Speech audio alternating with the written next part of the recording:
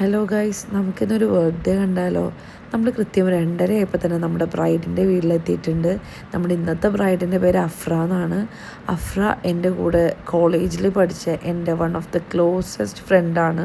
നമ്മൾ ചെന്നപ്പോൾ തന്നെ അഫ്രക്ക് ഒരു ഐസ് റോളിംഗ് ആണ് ചെയ്യണത്. കാരണം അഫ്ര അത്യാവശ്യം നല്ല രീതിയിൽ സ്വെറ്റ് ചെയ്യണ സ്കിന്നുള്ള ഒരാളാണ്.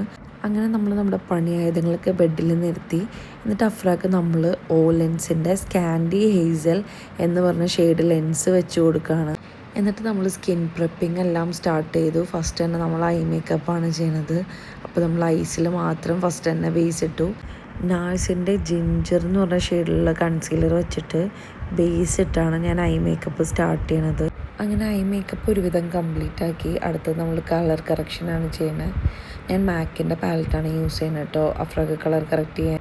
അഫ്ര നമ്മുടെ അടുത്ത് നല്ലൊരു ഗ്ലോയി ഗ്ലാസ് സ്കിൻ മേക്കപ്പാണ് പറഞ്ഞിരിക്കുന്നത്. അതുകൊണ്ട് നമ്മൾ ഷാർലറ്റ് ടിൽബറിയുടെ ഹാലോ ഗ്ലോ ഫിൽറ്ററും യൂസ് ചെയ്യുന്നുണ്ട്.